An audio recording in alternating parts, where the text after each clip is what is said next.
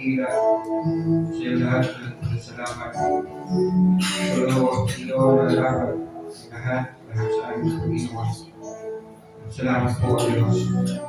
Salamat sa iyong kanilang katapatan. Salamat, ikaw ay hindi lamang Diyos, Panginoon, hindi Diyos ka sa amin, Panginoon.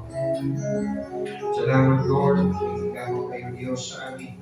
Kayo'y Ama sa amin, Ama sa amin, kayo'y salamat po, Panginoon. Panginoon, sa iyong kabanalan, sa iyong kapatiran, sa iyong kalakitaan, Panginoon.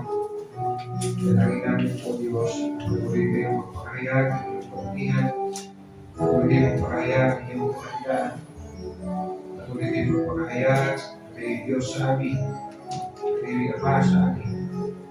As we come to your word, Lord, speak to your people, Lord, speak to us, your children, Panginoon.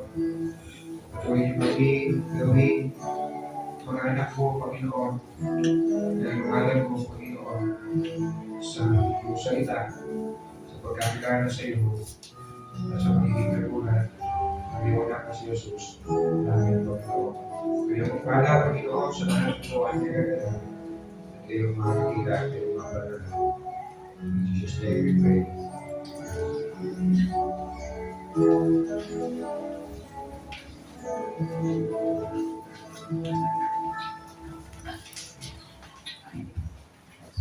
See, let's prepare our hearts to listen to the word of God. In John chapter 5, verse 1 to 15,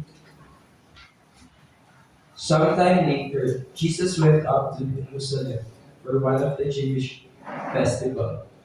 Now there is in Jerusalem near the sheep gate a pool which in Aramaic and is called Bethesda, and which is surrounded by 5 covered colonnades. Here a great number of disabled people used to lie: the blind, the lame, the paralyzed. One who was there had been an invalid for 38 years. When Jesus saw him lying there and learned that he had been in this condition for a long time, he asked him, "Do you want to get well?" Sir, the invalid replied, "I have no one to help me into the pool. When the water is stirred, while I am trying to get in, someone else goes down ahead of me." Then Jesus said to him, "Get up, pick up your mat and walk."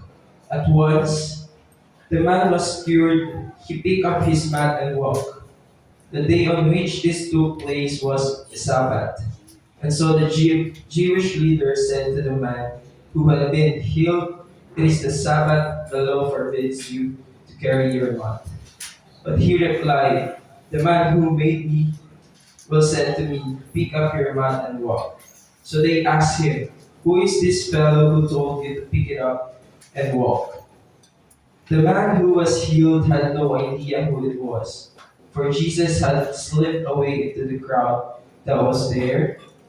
Later, Jesus found him at the temple and said to him, See, you are well again. Stop sinning, or something worse may happen to you." The man went away and told the Jewish leader that it was Jesus who had made him well. Kaya po, salamat po sa salita ng Panginoon.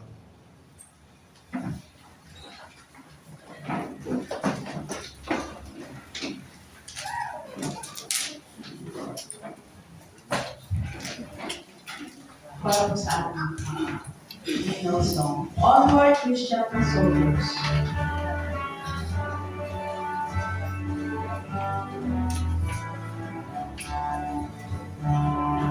Onward Christian soldiers, marching as to war, with the cross of Jesus going on before. Rise the royal line.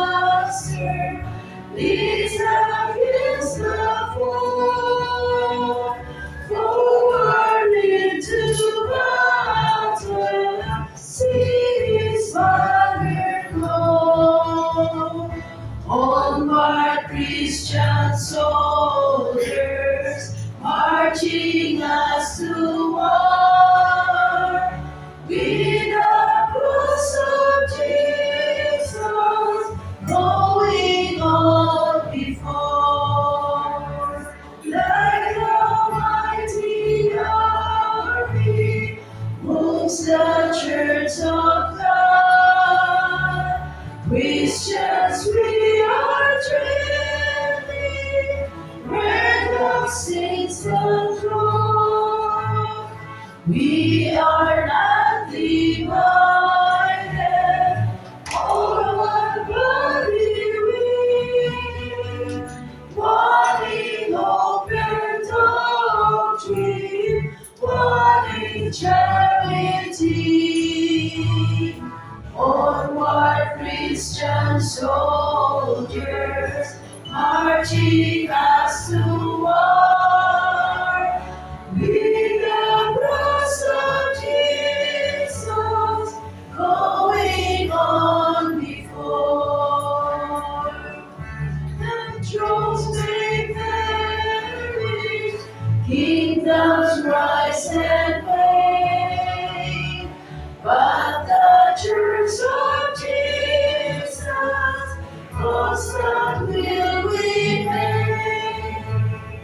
Gates of hell can never against the church prevail. We have Christ on promise, which can never fail.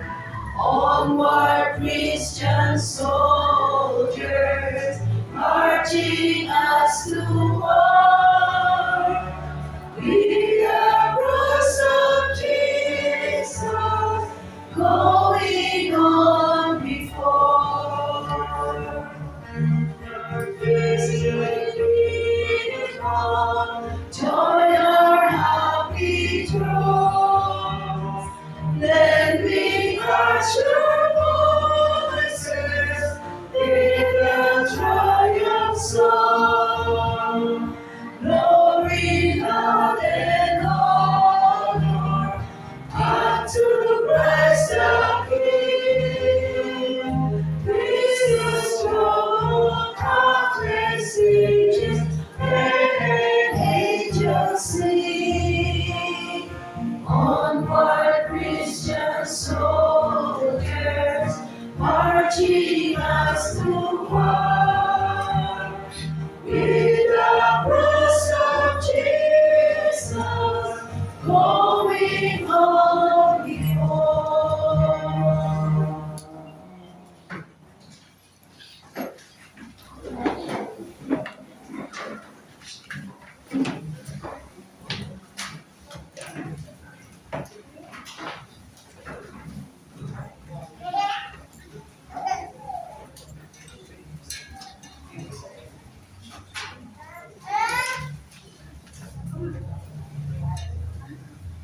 Praise the Lord. Dahil tumaga tayo, of course, ng pagbati ng Happy New Year. Bisa bukas ay binati ng paggaya ng bagong taon.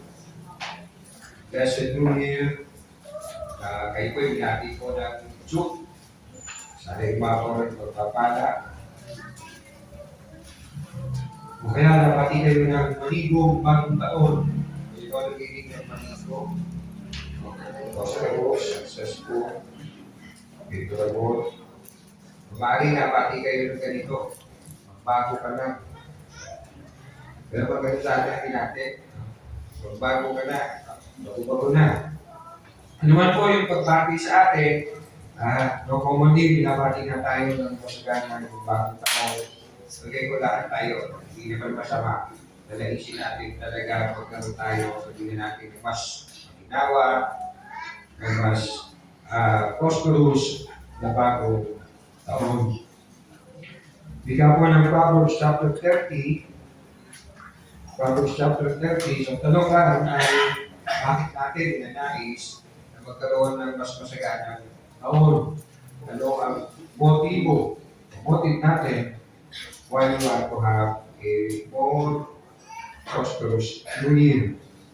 Bigyan ng Proverbs chapter 30, verse 7 to 9. Pakita.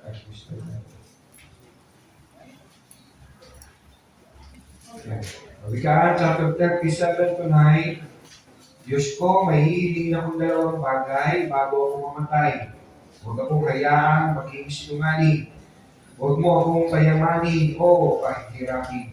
Sapat ang pagkain lamang ang ibigay mo sa akin. Baka kung managana ako, ay masabi kong hindi na kita kailangan. Baka naman kung naghirap, ako'y matutong magnakaw at pangalan mo'y malapastangan. So, you can sense, no, sa panalangin po ni Agul, ang desire niya, no, above, no, kayamanan, kasalinahan, kaya hindi niya kalimutan ang Diyos. Ang hindi niya malapastangan ang Diyos. Ako, no, the first time na nabasa ko ito, ang naisip ko, try mong magkinalangin siya. Try mong lapastanganin ang pangalan. Kaya nila, we cannot play God. We cannot play with God. Sabi ng Galatia chapter 6, verse 7, Galatia, kabanatang 6, bilang ito, huwag ninyong linangin ang inyong sarili, hindi maaaring kuyain ng Diyos, kanatmakad, kung ano ang itinanim ng tao, yun din ang kanyang aranihin. Sa James chapter 4, verse 13 16, next slide. Makinig kayo sa akin, kayong nagsasabi, ngayon o bukas ay pupunta kami sa ganito at ganitong bayan at isang taon kami mananatili roon. Mangangalakal kami at kikita ng malaki. Okay. Marami siguro sa akin dito at yung mga tao is 2026. Pero tingnan niyo po, no, itong tao ito, yung pinahayag po ni Santiago, merong plano, napakaganda ng plano, napaka-specific ng plano, pero what is missing? Verse 14, hindi nga ninyo alam kung ano ang mangyayari sa inyo sa araw ng bukas. Ang buhay ninyo'y parang usok lamang sa daling lumilitaw na agad nawawala. Ang sinasabi dito ni James, you don't own your time, you don't own your breath, you don't own your life, God owns it. Everything in you, ang Diyos ang nagmamay-ari. And here you are, making plans, walang pagkilala, para pagkakilala na ka sa lahat. Gagawin mo, sabi nga niya, isang taon ako mananatili doon, kinita ako yung marami. Without recognizing na even every second of this life ay mula sa Diyos. Kaya sabi sa verse 15, sa halip ay sabihin ninyo kung luluubin ng Panginoon. Mabubuhay pa kami at gagawin namin ito. It's my plan this year, next month, 3 months from now, luluubin ito ang aking gagawin. Ngunit kayo'y nagmamalaki at nagyayabang at iyan ay masama. Last verse sa chapter 4 pa rin ng James, verse 3, bago tayo punta po sa ating pong text.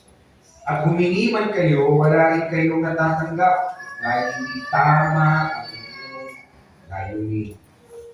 Humingi kayo upang mapagbigyan ang inyong kalayawan. So examine your heart, examine your prayer, examine your prayer items, examine your motive. Bakit ko hinihingi ito? 2026. Yes, hindi masama ang maghangad ng kaundaran. Hindi natin yan sa pangako ng Diyos sa mga Israelita. Hinamo sila sa lagong Egypt, sa lagong slavery, tungo sa promised land. Sabi nga ng banal na kasulatan, flowing with milk and honey. Meaning masagana ang lupa, buhay na buhay ang mga tanim, mabubuhay ang mga flocks, na siya kayamanan po sa panahon na yun, because sa pagkakalahan. Pero hindi ito pinangako ng Diyos, walang condition. The condition to live in the promised land is to live for mabuhay ng banal, mabuhay sa kanyang kalooban. Nilabas ng Lord ng mga Israelite out of Egypt. It was God's initiative. si Mary promise, no, kanilang inunong si Abraham, mabubuhay sila sa promised land, flowing with milk and honey. But yes, to live there, kanyang kondisyon, mabuhay ng manan. Nakatukayan natin ang salita ng Panginoon, at ibubuhay ng bayan, sa John chapter 5, verse 1 to 15, na pinamagatan ko po, ang mensahe nito, sin no more. Sin no more. Pasahin kasi ito, sin no more. So meron isang tao dito na may karamdaman for 38 long years. Kahit mo, put yourself sa tao ito, 38 years siya may karamdaman. At ano po ang karamdaman niya? Sabi sa verse 7, sumagot ang may sakit, Ginoo, wala akong maglusong sa akin kapag gumagalaw na ang tubig, papunta pa lamang ako, may nauulan na sa akin. So, di sinesify talaga kung ano ang kanyang karamdaman, pero we can think na meron siyang hirap sa paggawa, pagkilos. Maaaring paralitiko siya, hindi normal ang kanyang pong paglakad. And again, this condition for 38 long years. 38 taon. Ito ang kanyang kalagayan. Maraming tanong natin, bakit nagkagayon siya Pasko? So verse 14, pagkatapos nito, nakita ni Jesus sa loob ng templo ng lalaki at sinabihan ito, magaling ka na ngayon, huwag ka nang gumawa ng kasalanan at baka masamot pahihiyang ang mangyayari sa iyo. So we can say na yung kanyang pagsasuffer for 33 years ay cause ng kasalanan. At yes, isa ito, hindi isa lang, hindi isa ito sa paraan ng Diyos ng pagpaparusa sa mga sumusuway sa Kanya. Karamdaman. Huwag naman ito isipin, no? Kapag sinipon niya katabi mo, ay kasalanan niya. Sakit ang ulo niya, ay kasalanan niya. O, may administration lang yan. Nahihilo siya, ginawa ko kasalanan, di ba naman po siya. Kaya hindi ko lahat ng may sakit o dahil sa kasalanan. We can cite an example. Remember Job. Diba, mula kalampakan ng ulo. Ay napakamot siya ng mga suka. Pero sabi ng Lord, hindi mong tao ito, hindi siya kasala. And think about yung old may hit 40 years na mula 6 birth sa John chapter 9. Okay, sabi ng Lord, hindi siya, hindi ang kanyang mga magulang, kaya siya nagkagano. And also think about yung panganay ni David, kay Bathsheba. Remember? Diba nagkaroon ng sakit? 7 days nagpass si David.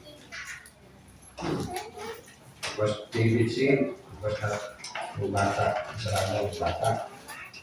Well, sa tao ito, may itong 38 years kung na may karamdaman, we can think kung talaga kaya kasalanan. And we can also think na talagang meron ito hindi magandang ugali. Again, sabi nga po niya sa Panginoong Jesus sa verse 7, Ginoo, wala akong maglusong sa akin. So wala siyang kasama.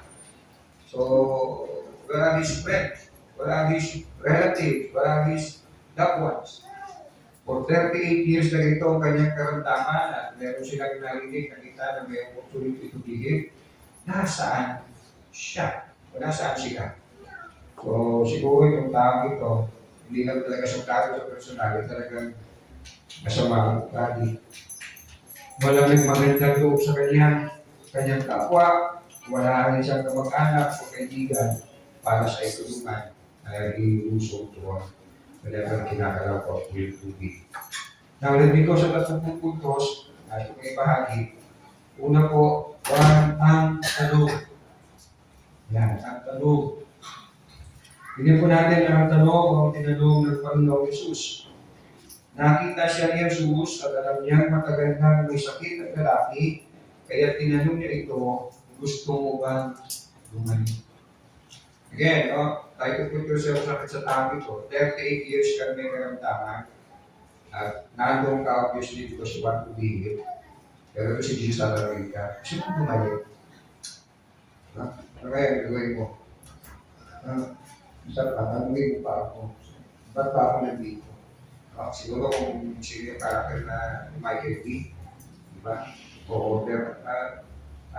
Order po kayo. Ay, hindi. Huwag po lang kami dito. Diba? Ganyan, sumagot. Pumasok sa barbero. Kapag umibig, ay, hindi. Napataan lang kami. Okay lang kami sa iyo. Imagine nyo, sir, 38 years kang ganito, then you will be asked by Jesus, gusto mo bang gumaling? Well, yes, may mga taong ayaw gumaling. They gave up na. Hindi gusto na lang nila kumatigan o batayan sa kanila. May mga taong gano'n dahil marahil ayaw na nila mabuhay, wala na sila makitagdagan para mabuhay. Pero itong taong ito, he really wants to be healed. And imagine, for 38 years, hindi pa siya nawawalan ng pag-asa at nanais na gumaling. Very firm ang kanyang determinasyon to be healed. May batabi mo si Coach Pati mo nga, ilang taon na nag-istado sa problema niya. So, for 38 years, hindi pa siya nag-give up. Very firm pa siya. May pag-asa pa ako para gumaling. I want to be healed. Again, hindi natin alam kung gaano katagal na po siya kumalik-malik sa Bethesda, sa kulay ito, para gumaling. Very clear, he really want to be healed. Of course, huwag natin isipin na hindi alam ni Jesus, kaya tinanong siya ni Jesus na, do you want to be healed? Of course not, alam ni Jesus yun. Sabi sa verse 6, nakita siya ni Jesus at alam niyang matagal nang may sakit ang lalaki. So hindi niya sinabi o hindi siya nagtanong na gusto mo pang bumalik dahil hindi niya alam. Hindi alam niya may sakit ng tao ito, talaga niya alam may sakit ito. And so probably, tinanong niya ito dahil nahabag siya sa tao. Hindi ito tanong na, ito bumalik. Ito tanong na mayroong compassion, mayroong awa, mayroong pagmamahal. Ibig mo ba bumalik? At yes, we can take ang tanong ng Lord sa taong ito, karamdaman again for 38 long years. Ibrahim, tinatanong niya para siya ay sumampalataya sa Panginoon. Para siya ay magsisi, sumampalataya, lumapit sa Panginoon, manalig, upang magtanong ng kagalingan. Bakit po nasabi, probably katulad po, ni Philip, when he was asked by the Lord Jesus Christ, kung saan tayo kukuha ng pagkain, saan tayo kukuha ng tinapay para mapakain ng bibili po dito.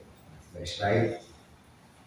Sabi po sa verse 6 ng John, chapter 6, hinagin niya yun, bakit Jesus asked Philip, saan tayo kukuha para mapakain ng mga tao?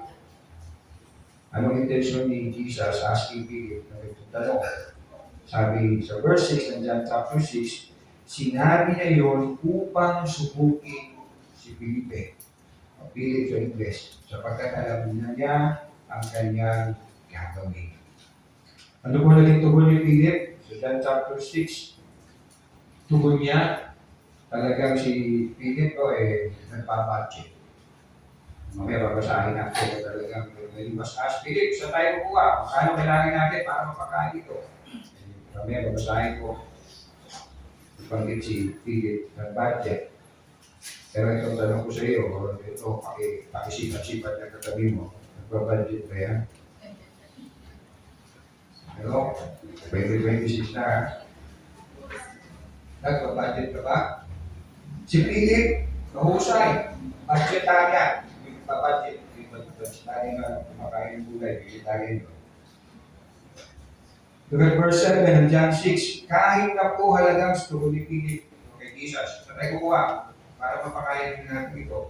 Kahit na po halagang 200 sa 10 pilat ng tinapay ay hindi siya sapat para makakain sila ng tigkataw. So, marunong mag-budget yung si Philip. At yes, mag-budget niya, very realistic siya. Pero yes, gaano kadalas ang minsan tayo din. Yes, ito lang talaga yung budget ko . Ito lang talaga yung meron ako eh. And this is real. Real time ito, real happening. Ito lang. Listen, hindi rin ba rin si Jesus? Hindi rin ba tunay ang kanyang pangako? Hindi rin ba tunay ang kanyang salita? Hello? Hindi rin ba realistic? Trust the Lord, ang sabi niya, yan yung mga ikot niya, makahayag niya. Hello? Good, mag-budget tayo. Pero huwag natin tularan sa pilit na walang pagkakulit tayo. Samahan natin. Ito lang earning ko, ito ang kailangan ko. Budget. Masama. Hindi budget. Budget. Very sure. Real din naman, magtiwala sa Diyos. Tunay din si Lord. Si Andres, si Philip, no, realistic siya. Si Andres, resourceful, I would say. Dalhin isang bata. May dalang tinapay, mga tinapay, dalawang isla. Pero yun, kulang din siya ng faith. Subalit, sasapat kaya ang mga ito. Again, this 2026, mag-budget. Planuhin ang gastusin ng paggagasta. Honor the Lord with your money. And yes, do it with faith. Do it with faith. Remember sa amin ng Bible, without faith, it's impossible, is hindi ka naniwala, hindi ako natutuwa na yun. Go. Wala ka. Believe. Natiwala. So yung may tanong ng Panginoon, gusto mo bang gumaling? Now let's go to sa tugon. Ang tugon. Verse 7. Sumagot ang may sakit, Ginoo, wala akong maglusong sa akin. Kapag gumagalaw na ang tubig, o magpapalamang ako, may nauna na sa akin. So here, it appears na hindi na kilala ang Panginoong Jesus. Kundi, marahil nabalitaan niya ng mga ginagawa ni Jesus, mga himala ang nangyayari, pero hindi niya kilala yung kaharap niya. Ito yung sinasabi ng mga tao na gumagawa ng mga himala. So, probably, hindi talaga niya kilala ang kanyang kausap. Sabi sa verse 12 and 13, at siya tinanong nila, yung mga Hudyo, itong 38 years na pinagaling ng Panginoon. Sino ang nagsabi sa iyong buhatin mo ang iyong higaan at umakad ka? Ngunit hindi alam ng lalaki kung sino ang nagpagaling. Excuse me sa kanya. So, hindi niya kilala si Jesus sa mukha. Hindi niya kilala si Jesus sa pangalan. So, hindi niya kilala ang Panginoong Jesus. So, we can think na hindi siya nag-initiate ng tao ito na pumunta siya doon para makatakbo ang Panginoong Jesus. It was not him. It was not his intention. Ang intention niya, makalaan sa kagalingan doon sa pool na yun, at kinakalaw daw ay gumagaling ng mga tao. So, it was Jesus. Si Jesus ang tunay o na hinanap siya. Si Jesus ang nag-initiate na sila po ay magtagpo. And imagine, with all na may karamdaman doon. So, hindi lang siya pong may karamdaman doon, right? Napanggit sa verse 2, verse 3, may mga bulag doon, may mga pilay doon. Hindi lang siya. Pero with all tao doon may mga karamdaman, siya lang ang pinag Jesus. Gusto mo ba? Balik. At makaya tanong natin, bakit siya lang? With all, bakit siya lang? Pati hindi sinabi, kayo lahat, you want to be healed? No? You focus on this man. Dahil ba sa lahat ng mga tao doon, siya lang yung may pananampalataya? Hindi, nakilala si Jesus. So, wala siyang pananampalataya sa Panginoon. So, we can say, talagang si Jesus ang nag-initiate, nag-initiate. Si Jesus ang pumatagpo sa kanya. Again, anong tutugon niya? Ginoo, wala akong maglusong sa akin. Kapag umalaw na ang tubig, papunta pa lamang ako, may nauna na sa akin. So tinawag niya ang Panginoong Jesus ng Ginoo. Sir, tinawag po niya ng may paggalang. Tinawag niya na may paggalang and indirectly asking Jesus, wala, tumutulong sa akin, tapos siya tumulong. So ako ay identified sa itong tao dito, ma-pride na talaga siya. Hindi pa niya sinabing direkta, gusto kong bumalik, walang tumutulong sa akin, baka pwede, tulungan mo ako. Baga natin nakuha tubig, so mauna ako.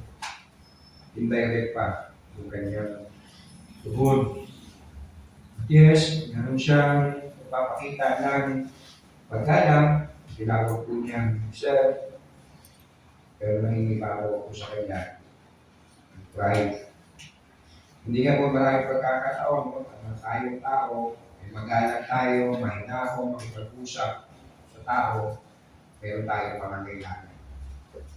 Pero pag wala na tayong pangangailangan, hindi na natin na. Ako as a teacher, the whole semester, pastor. After the semester, wala akong pinapati ng mga estudyante. Buwan na yung kayo ilan. Push ka. Okay, ilan na lang yung bawat. Yan sa ganon. Pag may pipila tayo, very polite tayo, hindi tayo napapigil. So, verse 15 to 16, umalis ang lalaki, tapos sila doon sa templo, umalis ang lalaki, sinabi sa mga Hudyo na si Jesus ang nagpagaling sa kanya. So, wala talaga siyang intensyon. Gusto ko kay Jesus, makilala si Jesus. Thank you siya sumunod sa Panginoong Jesus, dahil na magaling na siya, kinalanin ng Panginoong Jesus, dahil na magaling na siya, nakilala niya si Jesus, sinumbong pa niya sa mga Pariseo na siya na ang nagpagaling sa kanya.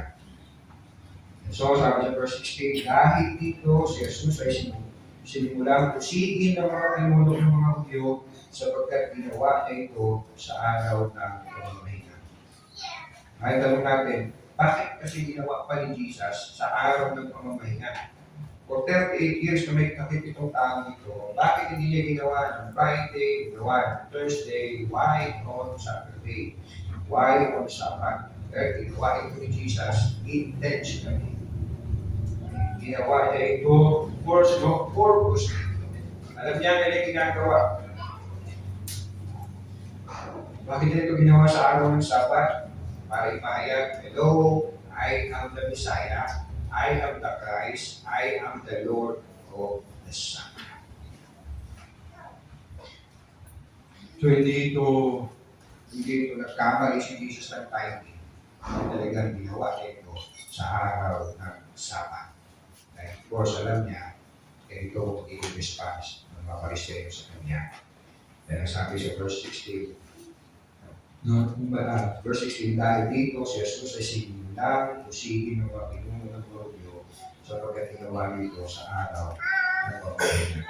Again, hindi niya ito ginawa at hindi niya inaasahan o hindi niya ito ginawa na hindi niya inaasahan na ganito magiging response ng mga Pariseo, ng mga pinuno ng matatandang pinuno ng bayan. Hindi ginawa niya ito intentionally. Tell people, ito na ang Kristo, I am the Lord, Sabbath. Let me read very quick lang, book chapter 4. Sa Lucas Kabanata 4, simula verse 16.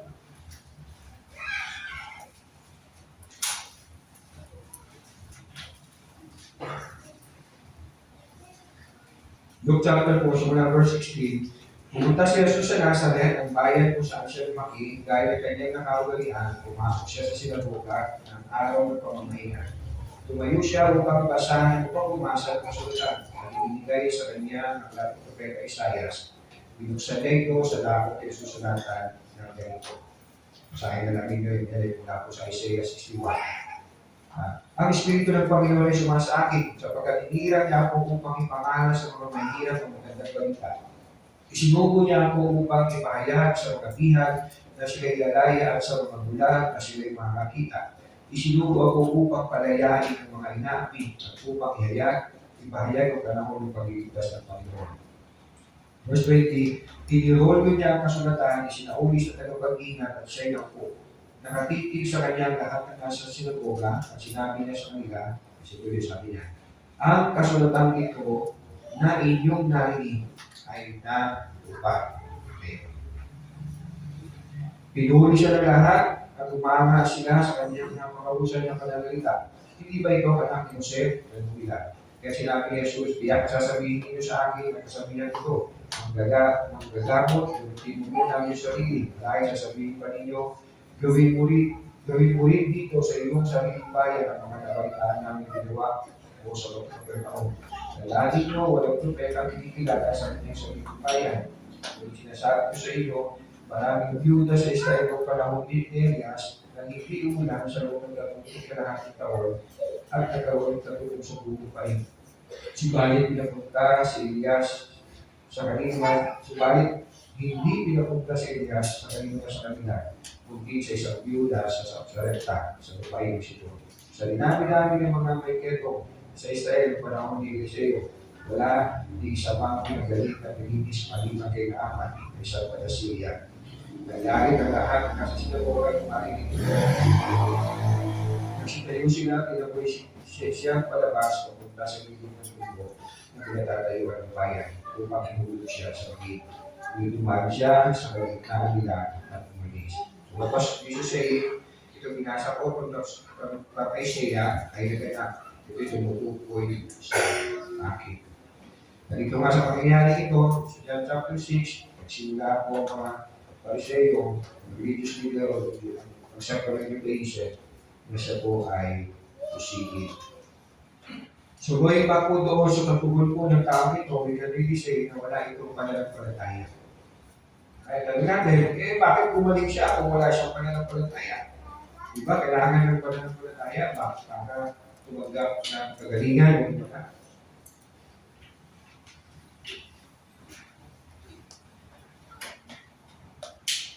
Salamat sa sponsor video. Commercial. So yes, makita lang natin, bakit siya bumalik kung wala siyang pananampalataya? Next slide. Remember, ito. Una yung crowd. Wala pa yung nagkakaroon na. Leper. 9 lepers. Yes, alam ko sa buo yung pinagaling. Pero yan, lukot ko is, bakit kung siya, bumalik sila. Pero di ba isa lang pupunta kay Jesus para pasalamat. Yung mga nakakain, nasa 5 tinapay 2 isda, nabusog. May natira pa ng 2 basket. Kung makita niya si Jesus, tingnan niyo sabi ni Jesus sa kanila sa verse chapter 6, mula verse 25 at 30. Nang makita nila si Jesus sa ibayo ng lawa, siya tinanong nila, Guro, kailan pa kayo rito? Sumagot si Jesus, totoo ang sinasabi ko ito. Hinahanap ninyo ako hindi dahil sa mga himalang nakita ninyo, kundi dahil nakakain kayo ng tinapay at nabusog. And if you go away in response ni Jesus sa kanila, ito yung tinapay, ako ang hanapin ninyo. Pero they were still after sa tinapay na nakapag-usok sa kanila.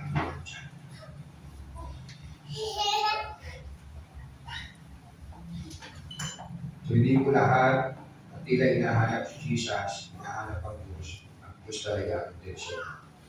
Kundi yung bagay na makukuha niya sa Diyos. Sa pagsipanin mo kaya ka rin. Bakit ka lumalapit sa Diyos? Because of Him or because of your need. At hindi pa siya, hindi yung bagay na meron siya na kailangan.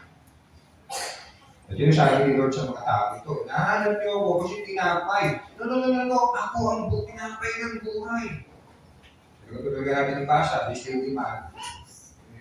Malingon namin, yun ang Moses, pinakain ang tinapay mula sa langit. You were still after the bread.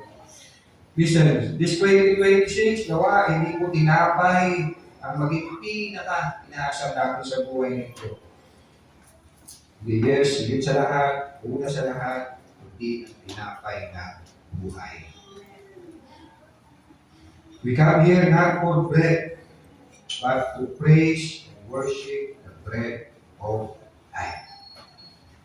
May amen?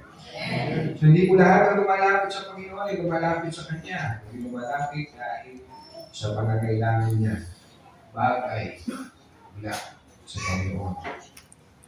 Opo, maging ang mga sagot ng Panginoon sa ating pong panalangin ay maaaring sumalamin ang ating pananampalataya o kawalan ng pananampalataya. Bakit tayo humihingi? Humihingi ako kasi patunayan ko dito sa kaibigan ko na bait ako. Patunayan ko, magamangan ko siya mas maganda buhay ko sa kaibigan. Again, think about the 9 lepers. Saan sila gumaling? Ano ba kakapal pala ng tayo?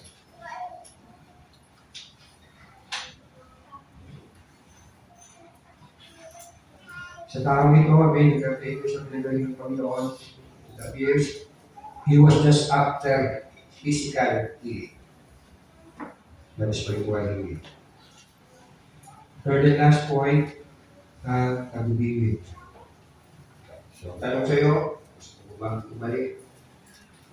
Tanong, ano, tugon mo? Third and last, ang pag-ibig. Verse 14. Pagkatapos nito, nakita ni Jesus sa loob ng templo ang lalaki at sinabihan ko, magaling ka na ngayon. Huwag ka nang gumawa ng kasalanan at baka masahol pa riyan ang mangyari sa iyo. Kung siya hindi po nagkataon nakita sila sa templo, sinadya siya siguro. Puntahan sa templo. Ngayon, sabihin natin ko, Pastor, nasa loob siya ng templo. So, believer na siguro talaga siya. Nalalit na siya. Di ba? Well, ang Diyos na po nakakita ng puso ng tao. Puso yakin. Well, I believe na hindi siya nanalig. Very clear. Hindi niya kilala si Jesus. Paano siya mananalig? Pero siya nga gumaling. Pero kung siya'y pumasok na sa templo, magaling na siya. Maaaring nandun siya para sumamba, pero maaaring nandun siya just for religiosity. Just for the sake of religiosity. Simba lang ako simba lang ako Go ako lang yung mga religious activity or religious obligation. And good. And then, go on with your life. I will leave it outside.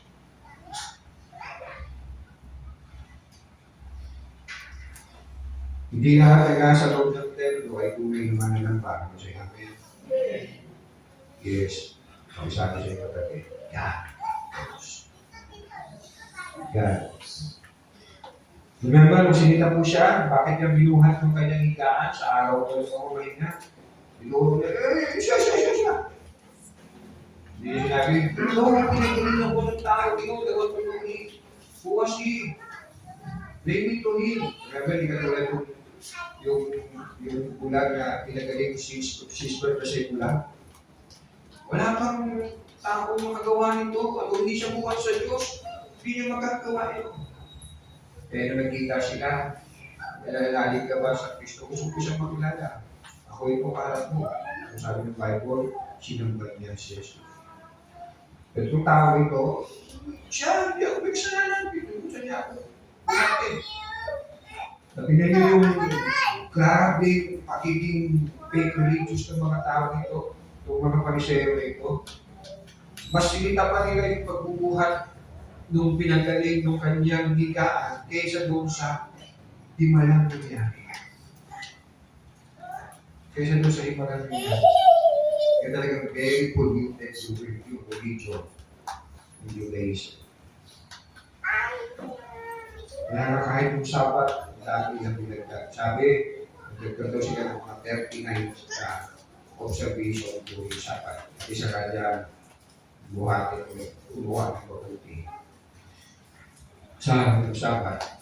Matthew chapter 12, verse 9 to 10. Pagkaalis ni Jesus sa buhok ngayon, pumasok siya sa sinagoga, may isang lalaki roon na pamisalo sa kamay.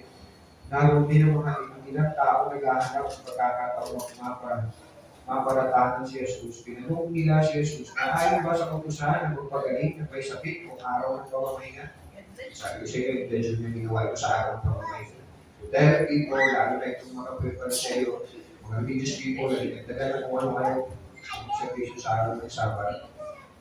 Verse 30, pagkatapos sinabi ni Jesus sa lalaki, diunan mo ang iyong kamay. Diunan nga ng lalaki kaya ng kamay. Kaya